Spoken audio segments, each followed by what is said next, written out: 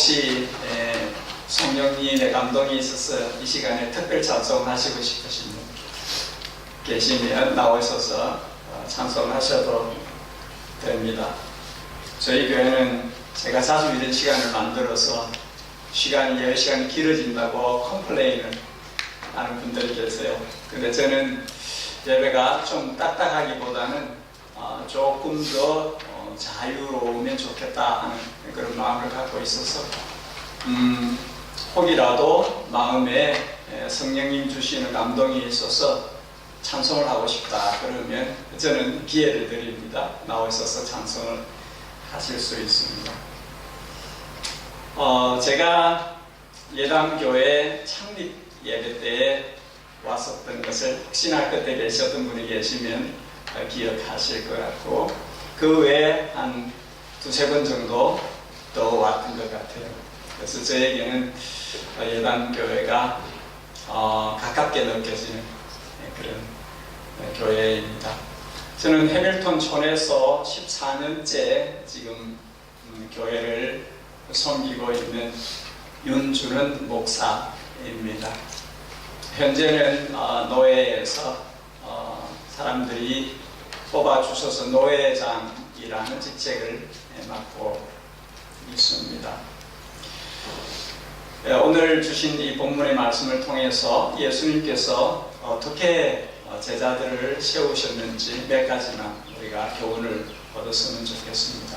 그 전에 제가 수년 전에 캄보디아에 잠시 간 적이 있었는데, 거기에 시골 벽촌에 한국에는 명문대라고 이렇게 이야기하죠. 고려대생이 거기서 시골 정말 시간을 많이 들여서 간 그 촌에 고아원이, 오파니지가 고아원이 있는데 그 고아원에서 이 고려대생이 와가지고 한 6개월 정도 정말 아무도 알아주지 않는, 그러나 공부하다가 잠시 스톱하고 주님 주시는 마음이 있어서 거기서 고아들을 섬기고 있는 모습을 보았습니다. 제가 짧게나마 그 청년과 이야기를 나누고 그러면서 그런 생각을 했습니다. 왜 이 청년이 이곳에 와서 이렇게 하고 있을까? 이 친구도 예수님을 따르는 예수님의 제자이기 때문에, 예수님을 섬기는 예수님의 제자이기 때문에 주님이 주시는 마음이 있어서 여기까지 와서 그렇게 봉사하고 있구나, 그런 생각을 갖게 되었습니다.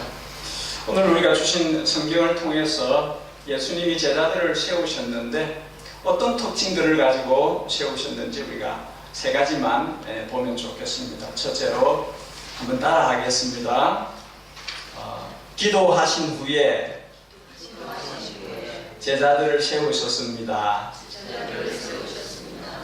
저는 저희 교회에서 마음에 들게 안 따라하면 다시 하게 합니다. 중요한 주제에 키워드고 이 팀이 아주 중요한 포인트가 있는 부분이기 때문에 한번 따라 해주시면 기억에도 남을 것 같습니다. 한 번 더 하십시다. 기도하신 후에 제자들을 세우셨습니다.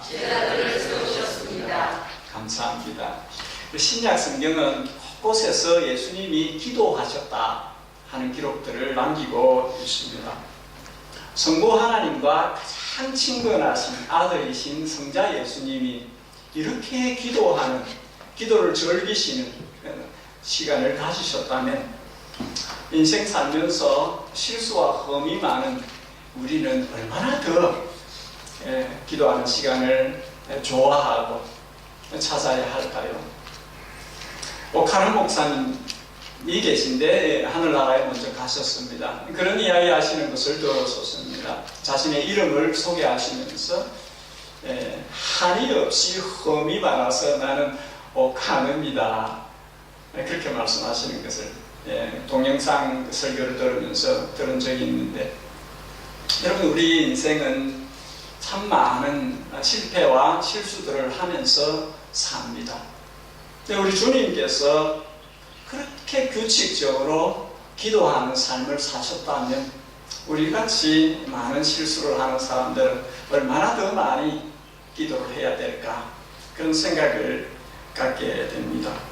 누가복음 22장은 예수님께서 습관을 따라 기도하셨고 제자들이 그 뒤를 따랐다, 이렇게 증거합니다. 누가복음 21장에 늘 기도의 모범을 보여주신 주님께서 너희들도, 제자들에게 너희들도 항상 기도하며 깨어있으라, 그렇게 말씀을 하십니다.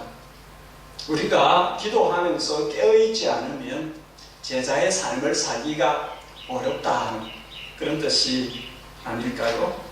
주님의 제자 가운데 한 사람인 바울은 모든 기도와 강구를 하되 항상 성령 안에서 기도하고, 이렇게 말합니다.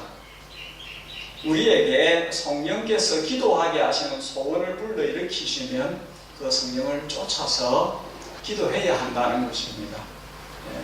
우리 안에 계신 성령님이 하시는 가장 중요한 사역은 예수님을 닮아가도록, 따라가도록 하는 일입니다. 예수님께서 이렇게 기도하신 분이시기 때문에 우리 안에 계신 성령님도 우리에게 기도의 욕구를, 디자이어, 갈망을, 욕망을 갖게 해주시는 것이죠. 그랬을 때에 성령님의 이끄심을 따라서 기도 자리로 가야 합니다. 누가복음 4장에 주님은 많은 병자들을 고치신 후에 기도하러 외딴 곳으로 가셨다, 그렇게 기록하고 있습니다. 왜냐하면 사람들이 주님을 묶어두려고 하기 때문에, 자기들과 같이 있게만 하려고. 그런데 예수님은 이분들만을 위해서 오신 것이 아니라 많은 사람들에게 복음을 전해서 많은 사람들을 이끌어야 하기 때문에 묶여 있을 수 없으신 것이죠. 그러니까 이 사람들을 좀 거절하시고 따로 나오셔서 기도하는 시간을 가지신 것입니다. 요한복음 6장에는 예수님께서 기적을 베푸시고 그 기적을 경험한 많은 사람들이 예수님을 자신들의 임금님으로, 왕으로 삼으려고 그렇게 붙들 때에 거절하시고 따로 나오셔서 기도하는 곳으로 가셨습니다. 그렇게 안 하면 사람의 뜻대로 끌고 가니까. 주님께서 아버지의 뜻을 이루시기 위해서 이 땅에 오셨는데, 그 아버지의 뜻을 이루시기 위해서는 때때로 사람의 이 간끌에 끌고 가는 것을 좀 거절하고 아버지의 뜻을 정확하게 하기 위해서 기도하는 시간이 필요했다 하는 것을 알 수 있습니다. 그래서 요한복음 8장에서 주님이 이렇게 말씀하십니다. 내가 아무것도 내 마음대로 하지 않고 아버지께서 나에게 가르쳐 주신 대로 말했다는 것을 너희도 알게 될 것이다. 주님은 사람들의 뜻에 끌려가는 것이 아니라 주님을 보내신 하나님 아버지의 뜻을 이루는 것이 가장 중요하기 때문에 하나님 아버지와 사이에 텀이 없는 그런 모습을 보이셨다는 것을 알 수 있습니다. 여러분, 이렇게 하나님의 아들이신 예수 그리스도가 아버지 뜻대로 살기 위해서 그렇게 기도하는 시간을 가졌다면 우리들도 그리스도 안에서 그리스도인들 되어진, 아들이신 그리스도 안에서 하나님의 자녀가 되어진 그리스도와 그리스도인들은 뗄 수 없지 않습니까? 크라이스트와 크리스찬은 붙어 있지 않습니까? 그러니까 그리스도가 아버지의 뜻을 이루시기 위해서 그렇게 하셨다면 그리스도 안에서 하나님의 아들, 딸 된 우리들도 하나님 아버지의 뜻을 이루기 위해서 최선을 다해야 하는 것이죠. 그러기 위해서는 기도의 자리로 나아가야 한다 하는 것입니다.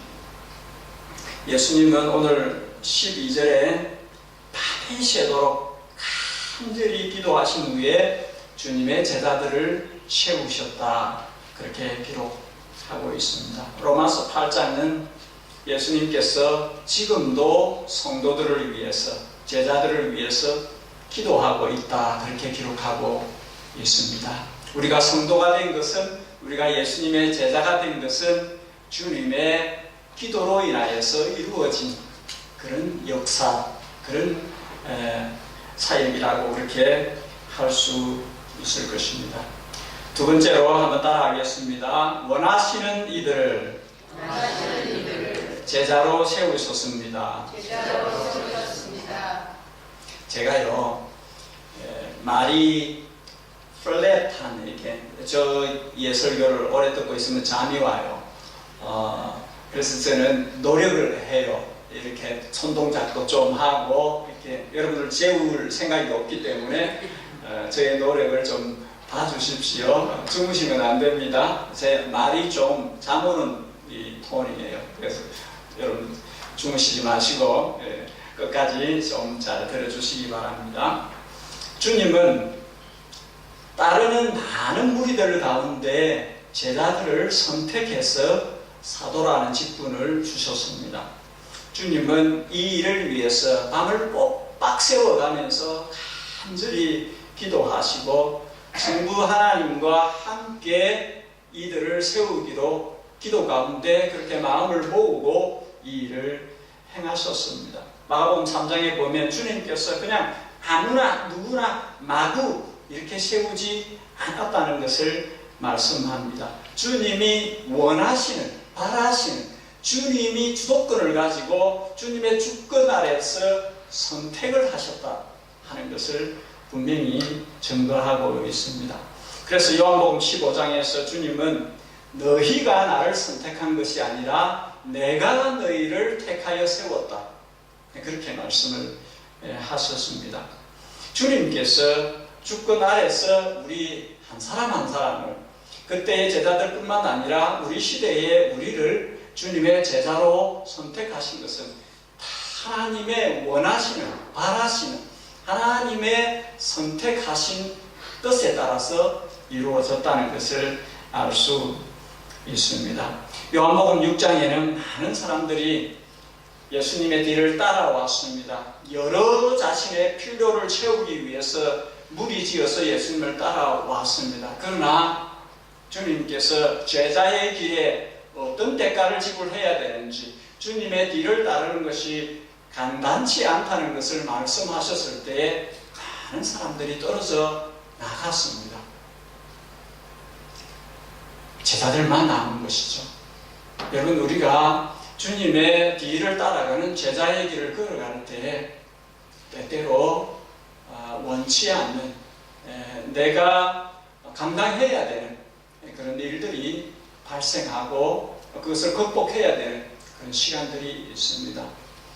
장애물들을 두려워하지 않고 오버컴할 수 있어야 합니다. 장애물들은 우리를 넘어뜨리기 위해서 있는 것이 아니라 우리로 하여금 더 잘하고 더 강해지고 더 지혜롭고 더 성숙한 상태로 만들기 위해서 주어진 것이라고 볼 수 있습니다. 주님은 다른 유다를 빼고 에베소서 2장에서 주님의 교회에 대해서 사도들과 선지자들의 놓은 파운데이션, 기초 위에 교회가 세워져 있다, 그렇게 말씀을 하십니다. 계시록 21장에 보면 천국 거룩한 성 새 예루살렘도 12사도와 또 12지파의 이름이 기록되어 있는 것을 이야기함으로써 이렇게 사도로 세움받은 사람들이 얼마나 중요한지를 알게 해 줍니다. 오카노 목사님은 한스 킹의 의견을 동의하여서 교회는 어떤 한 사람이 아니라 교회 위에 사도성이 부여되어 있다, 그렇게 말을 합니다. 내가 사도다, 요즘 신사도 혹은 또 캐톨릭에서 교황이 첫 번째 베드로 둘, 셋, 넷 이렇게 해서 팝들이 생겼다, 이런 오류가 맞지 않다는 것이죠. 교회 위에 주님의 사도성이 그대로 있다는 것이죠. 그래서 계시록 21장에 나오는 그 사도, 그리고 그 구약으로 치면 선지자들의 진리의 기초 위에 새 예루살렘이 서 있는, 교회는 교회 위에 주님의 사도성이 부여되어 있다는 것을 알 필요성이 있습니다. 주님께서 이렇게 우리를 선택하셔서 주님의 교회를 섬기게 하셨기 때문에 우리는 그 주님께 충성을 다하는, 교회의 주인이신, 교회의 머리이신 그 주님께 충성을 다하는 저희들 제자가 되어야 하는 것입니다. 마지막으로 한 가지만 더 보겠습니다. 따라하겠습니다. 다양한 이들을 하나로 묶었었습니다. 우리는 주님께서 선택하신 제자들의 면면을 볼 때에 참 다양한 사람들이 모여 있구나, 그것을 알 수 있습니다. 직업으로 보면 제자들 중에 몇 사람은 어부입니다. 마태는 세리이고, 다수 성경학자들의 의견에 의하면 이 셀롯은 셀롯 땅 해가지고 열심당을 그때 로마가 지배하는 그 비정복국인 유대에서 나라의 독립을 추구하는, 요즘 시대로 이야기하면 거의 테러리스트에 가까운 독립을 위한 투사들이라고 할 수 있는 그런 사람입니다. 쉽게 이야기하면 세리 마태는 민족 반역자 쪽에 해당하는 것이고, 이런 사람을 몰래 암살하거나 죽이는 역할을 하는 사람이 이 셀롯 땅 시몬이라고 할 수 있습니다. 이 사람들이 한 그룹 안에 있는 것이죠.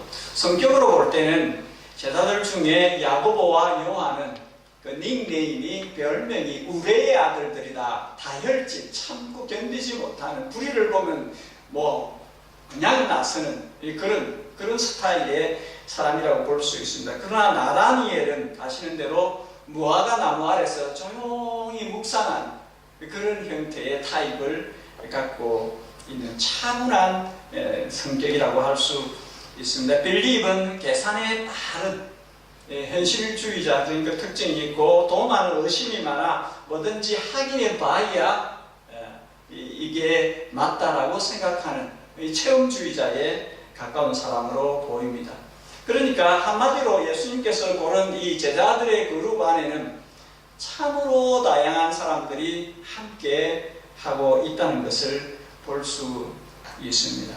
요한복음 17장에서 주님께서 대제사장적인 기도를 할 때에 이렇게 선택한 것이 하나님 아버지와 성부 예수님 간의 결론이라는 것을 알 수 있습니다. 주님께서 의도하신 조합이라는 것을 알게 되어 있습니다. 차라리 나지 않았으면 그에게 좋을 뻔했다 하는 가룟 유다를 빼고 이 다양한 모습의 제자들의 그룹이 교회입니다. 이것은 곧 오늘날 교회에도 동일하게 같은 모양을 띠고 있는 것입니다. 주님께서 정확히 다양한 사람들을 주님의 교회로 부르셨습니다.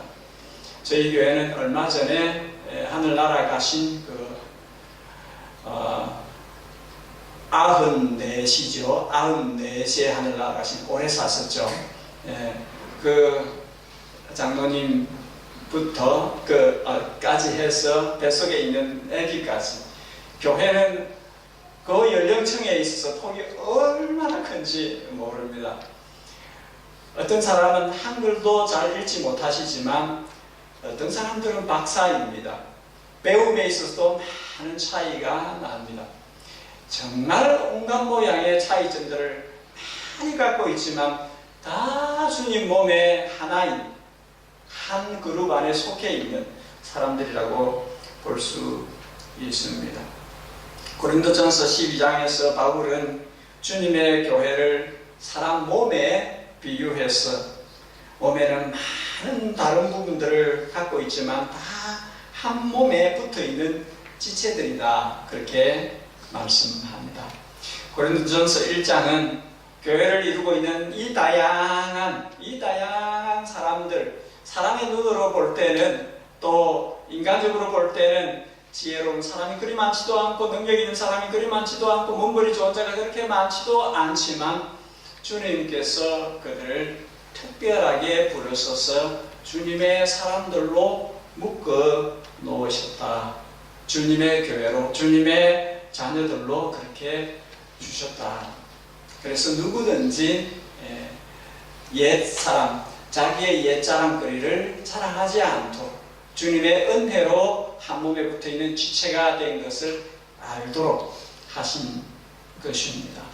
고린도후서 4장은 마치 질그릇에 보배를 담은 것과 같다.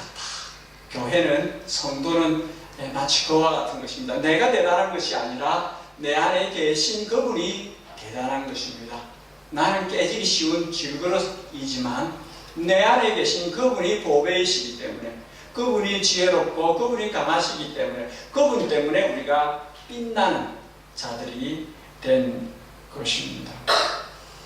그래서 이 진리, 이 은총을 깨달은 사람들은 다른 사람의 다름을 인정합니다.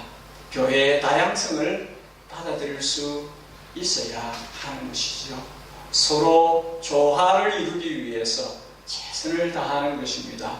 기도하신 것처럼 주님께 다 붙어 있어서 주님께 맞추어 가는 것입니다.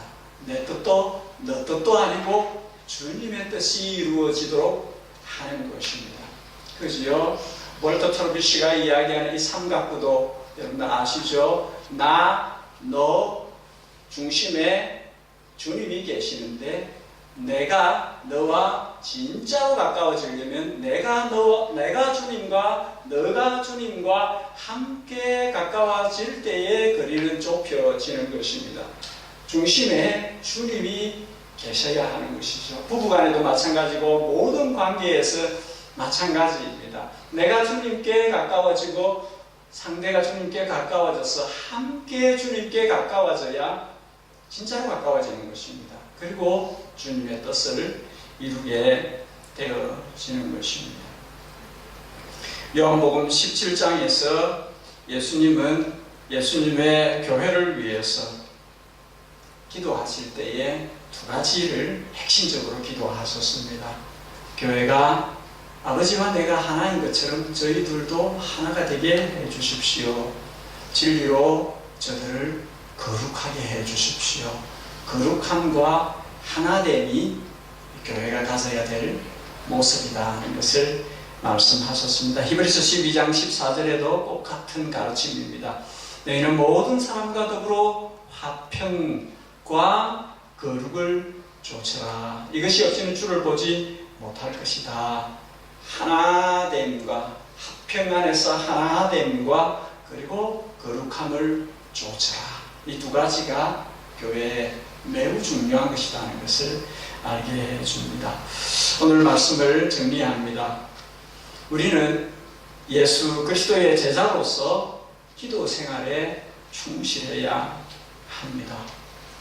우리는 주님께서 주의 교회를 위하여 부르신 자들인 것을 알고 주님께 충성된 자들이 되어야 합니다.